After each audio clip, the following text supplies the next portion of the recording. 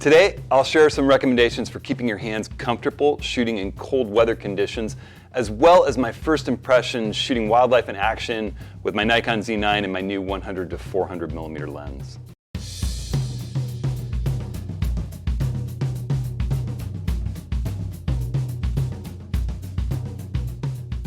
Well, hey there. Welcome everyone to this week's Approaching the Scene.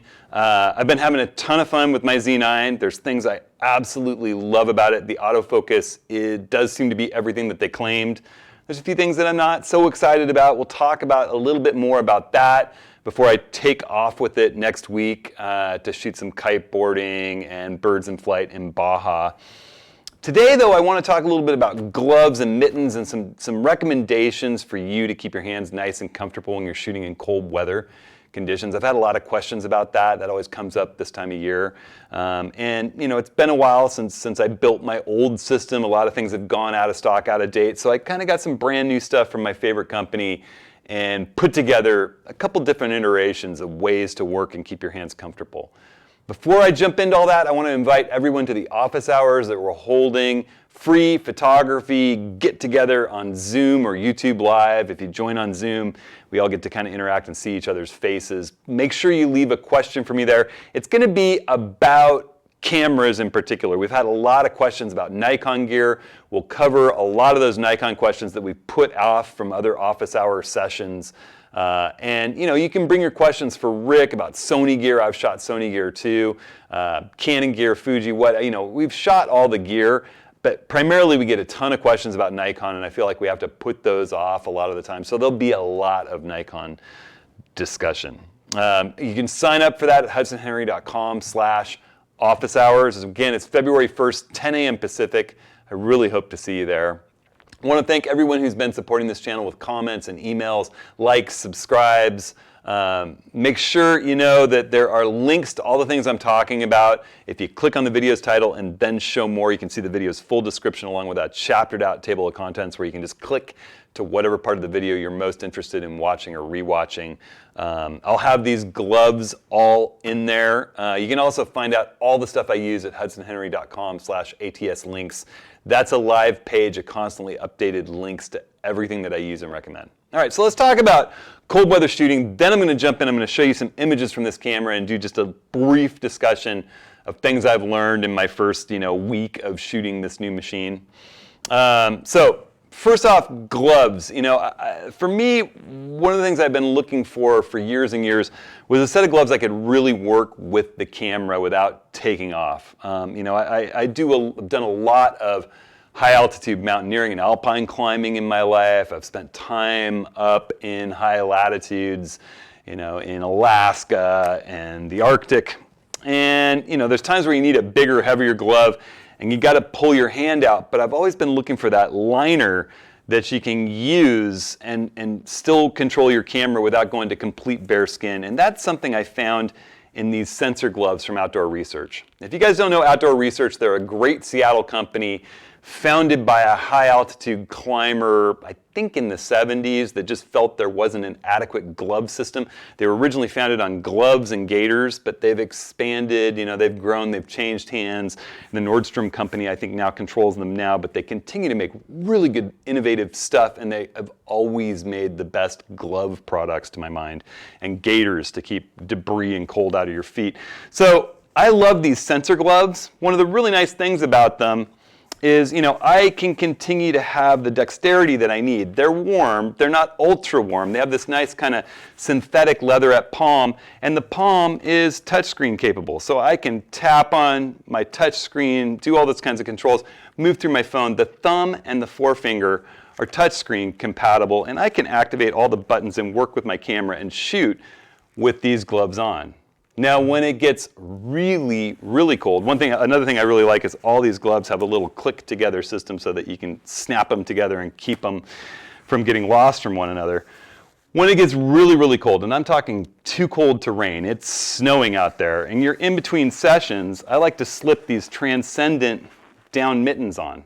You know, you could go and get a bigger 3-in-1 alpine glove system like I have for serious mountaineering and alpine climbing, but it's probably overkill. This is just to keep on your hands in between shooting, to keep them nice and toasty, and then you slip it off, tuck it in a pocket, work with your camera. You're not shooting for another minute, say you're waiting for a long Milky Way exposure, boom, you're back in it. It's just a down mitten. You can't work with it, but your sensor glove fits inside it. Make sure you get a big enough size. You know, I'm extra large in all these gloves. I can fit the extra large sensor glove inside the extra large Transcendent down glove. When it's pouring down rain and cold, you know, if that to me is not a time for down mittens. That's just the sensor glove in a waterproof rain shell. I love these ultralight little Gore-Tex rain shells that they make. They're called the Revel shell, and it's just a bare bones mitten shell. It has a nice leash. This is something that, if you're a climber like me, a leash on a set of these over gloves is just critical, because if you drop your glove when you're on some technical route up on a wall, you could lose your hand. So you keep this little leash snugged around your wrist, and then you can put the mitten on, and it has a nice kind of grippy palm to it. You can cinch it in the center if you want. It's got a cinch to go gauntlet style around your jacket. You grab that tab at the back, it pulls to open and release. Really, really waterproof. And once again, sensor glove fits inside. You pull it off, work with your camera, slap it back on. You don't even have to put it in a bag. Since it's all wet, it can just dangle down below. So, you know, these gloves are not the cheapest on the planet. I think that the sensor gloves and the Revel mitts are like $70 each. The Transcendent, the down mittens are a little cheaper. They're like $60, but I'll put links to all those in this video's description. Again, you click on the title or show more. It's also going to be in my ATS links page at hudsonhenry.com/ATS links, where all my gear resides. I live by the system. It works great for me. If it's super cold, I throw these guys in. If it's just potentially wet and cold, I put these in. In the spring and fall, I tend to just throw those in my bag and a hat. So there you go. So shooting with the Z9, I haven't shot a lot with my new 24-120. I've had a lot of questions about that lens. I'm excited about it. I will be testing it. I will be taking it with me next week to Baja. It's kind of my all-in-one knock-around lens for both the Z7 II and the Z9.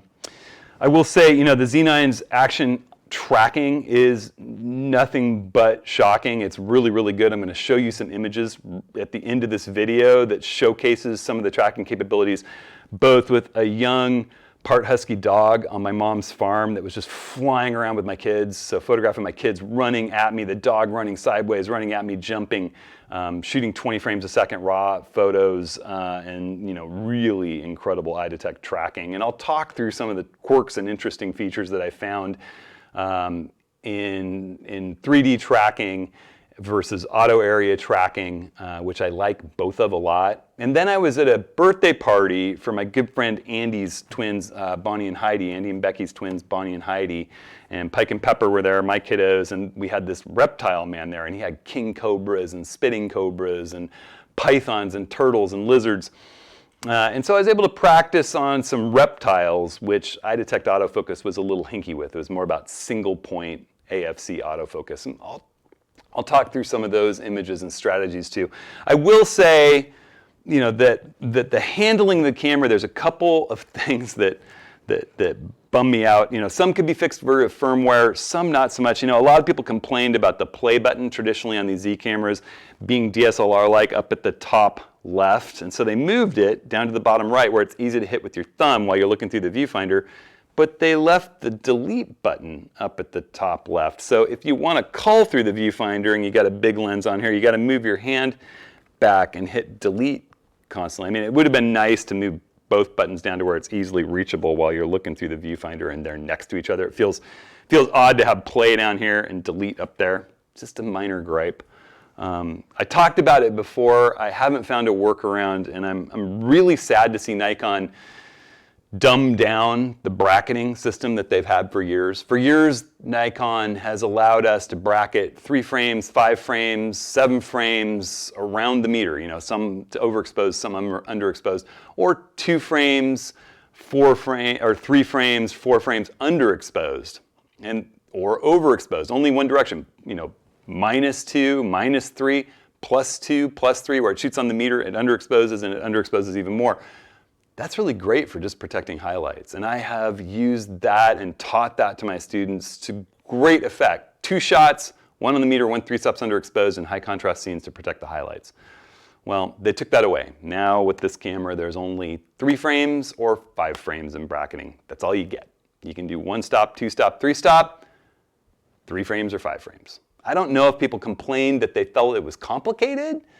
What it was nuanced and cool and something that differentiated Nikon, and I miss it. So that's a bummer. The fact it still doesn't have depth of field preview, I talked about that last week. There's no workaround. There's no way to zoom in for a landscape photo with this camera. Now, granted, it's not necessarily a landscape-oriented photo camera, but none of the Z cameras allow you to stop down past f5.6 and zoom in to see the effect of final aperture close up on your foreground, or the distant peaks in your framing, or if you're doing a still life on the closest thing in your still life and the furthest thing away to make sure everything's sharp and in focus. So that's, unfortunate. It'll do it in video mode, but it won't do it in still mode whatsoever. And it leaves them alone amongst the camera manufacturers with the inability to perform that function. And it's odd to me because the DSLRs of old would do it in live view mode. So I wish they would do some firmware work to bring that back. The other little thing that's quirky about this camera is its autofocus is just amazing. You really do want to do some combination of wide area autofocus with eye and subject tracking, auto area autofocus where it's just choosing the focus point for you for fast moving frame filling action, 3D area autofocus where you select which subject's important to you and it'll still do face and eye and body detect and differentiate subjects. It's amazing. You get to direct the point to that's the person that matters, and whoop, their eye locks. It's great. And also single point focus, just for those situations like I was finding where it wouldn't find a lizard's face or eye, but you can lock down the eye and keep tracking it. Moving between those, they gave you a dedicated button here on the side, which is great, but it's awkward to reach when you're working with a long lens. And to change autofocus, whether you're AFC or AFS or manual focus, and to change which area mode with the front dial, it takes too much time when you're shooting to hit the eye menu and go in and change the settings on the back screen. And this is just an awkward reach with a long lens while you're shooting, bringing your hand back to the body on the left side.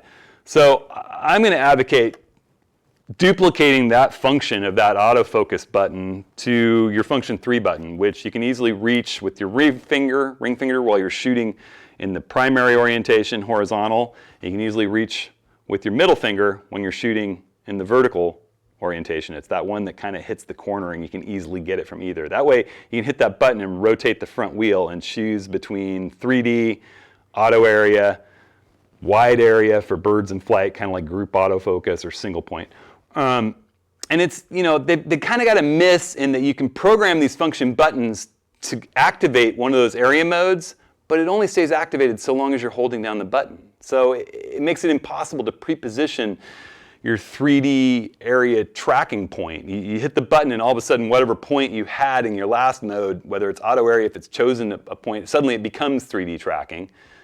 That could be handy, but the minute you let go of that function button, it goes back to auto area that you had before. I would like it to be sticky. You hit that button, it sticks in that mode. You could program your 2 favorite area modes to 2 function buttons, and you can flip into those whenever you need it. Wide area for birds in flight, 3D for moving subjects. That would be awesome. All right, so a few rants. Let me show you some of the images that I captured with it, and then I'll pop back up and kind of wrap. All right, so here we are with sort of my initial Z9 images, which do nothing but impress. The minute I got back from Baja, it was sort of a second Christmas where the stuff that we couldn't take for the kids at Christmas was at home. I grabbed the camera, auto area, autofocus, playing around in really low lit conditions. I was impressed, here's my wife Stacy, that as she turns her head, it stays with her eyelash. That used to sometimes be a little bit of a problem with the Z6 or Z7 where it would jump over to an ear. It keeps tracking as the head is turned. Obviously my little girl Pepper, who is in a princess phase, with our little tiny spruce Christmas tree, living spruce Christmas tree, since we were gone so much of the year. And then, I had the good fortune to run out to my mom's farm, and there's a new, young, 1-year-old kind of mutt of a husky blend out there, adorable dog, Oso, who is really active and running around with the kids was awesome. One thing I realized really quickly, and then reading into the manual, you realize if you're in auto subject detection, if it's detecting people, animals, planes, trains, and automobiles, it's going to look for people first, animals second, vehicles third. So that's the case here. If you want to focus on wildlife and animals that are mixed with people, you better flip to animal eye detect to avoid it just defaulting to going to human eyes, and going to human eyes in a relatively incredible way, even with complicated backgrounds, you name it. This is just an auto area, autofocus with the subject detection set to automatic. Now, I want to make a point here. Some of these images are a little grainy and noisy. I was really pleased to see that Lightroom just came out with full support for the Z9 files out of the gun, but they're not fully baked yet. They're going to be coming up with an update that has much more nuanced processing of the Z9 files. In the past, we've waited weeks, maybe even more than a month, to get full support for files so that they look perfect from the get-go. In this case, there's so much demand for the camera. I think it was a good move by Adobe to give us these files before they're fully ready. I love looking at them. Now you can shoot JPEG, you can edit things through Nikon's NX software to get the kind of final look, but Adobe will be coming along with support really fast, as will ON1, Capture One, all those favorite companies. But you can see how it's tracking people instead of animals in its default mode. I wanted to see just how it tracked birds in flight, and my mom had all these little starlings and sort of just generalized brown birds hanging out in trees in, a really rough test. All these are shot with the 100 to 400. There was a little bit, these are 50 millimeter 1.8, one of my favorite lenses ever, but everything out on my mom's farm is the 100 to 400, and basically shooting it in shutter priority mode, mandating what shutter speed from between 500th of a second to 2000th of a second, depending on how I want to freeze motion. Birds in flight here, I'm shooting at 1/1250th of a second. ISO is running auto. So I'm actually going to zoom in. I had this one starling framed up. I'm at about 130 millimeters. I think I zoom in as we go, but I'm tracking this bird, and I had just a bare moment to track it through. I used 3D tracking with animal eye detect, and you can see it's nailing that bird. I put a point on the bird as it took off, held it down, and it tracked it all over the frame. So you can see as we run through this quick sequence here, keeping the bird nice and in focus. Maybe I didn't have quite enough shutter speed to stop those fast wings, but that's pretty impressive, especially for a subject that small in the frame. I can't wait to shoot bigger birds in flight in Baja next week. It's going to be exciting. Had the kids run around towards me, away from me. Pike was kind of doing this hopping thing. You can see full 46 megapixel raw files at 20 frames per second.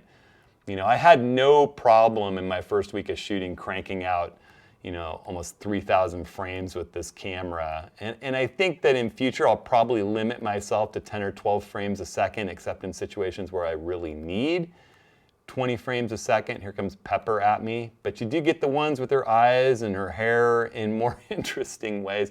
And you can just see as she's running at me, tracking. This is at 100 millimeters with the 100 to 400, but it's pretty impressive. I figured let's rack out a little bit. Let's do a little bit more of a close-up with her running straight at me. And wow, it's impressive. That one might be just a little soft, but man, that one too, but geez.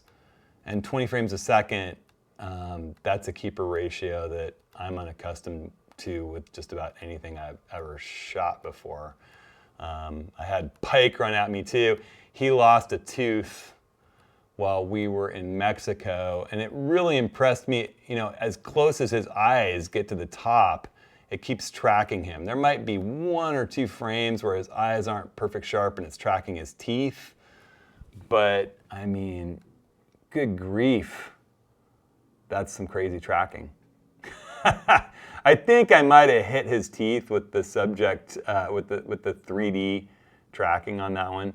Here is Oso, and I'm using the 3D tracking. I just put it on Oso, and boom, it locked Oso's eye as Oso went wild, sort of bounding off this hillside at my mom's. And talk about locking an eye, huh?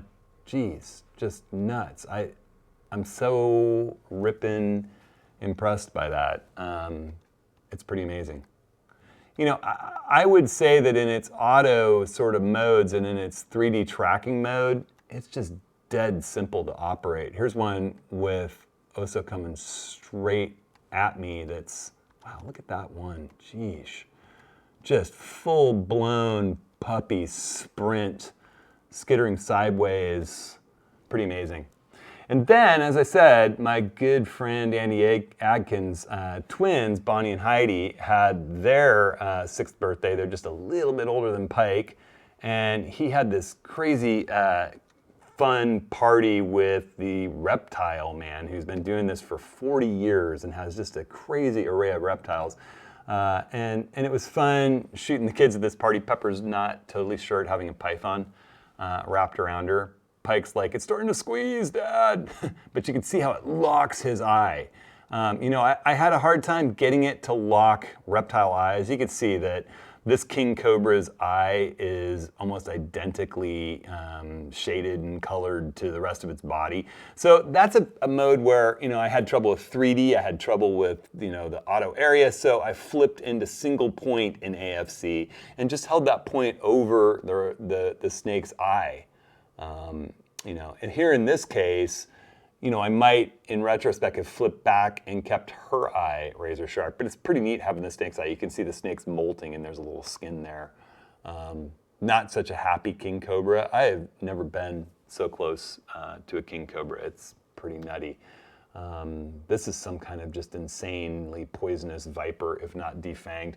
And again, you know, it was tricky to try to get tracking to lock in any kind of auto mode in this particular reptile because its eyes are about the same color as the rest of its body, but using that single point, putting it over the eye and just holding it down, it's tracking it beautifully, especially in front of a complicated pattern like his shirt. Baby crocodile, same thing. I just didn't get very good results with the automatic eye detection with reptiles, to be honest. But I don't expect it to be. Plus, this camera has got machine learning for these kinds of things, and you can expect that every single update, that machine learning will be improved from user input, and it'll get better and better. But, you know, it's going to be important with this camera, as I said, to be able to flip between the auto area autofocus for fast frame-filling action that's moving quick, wide area autofocus with auto subject detection and eye detection for birds in flight, kind of the way we used to do group autofocus.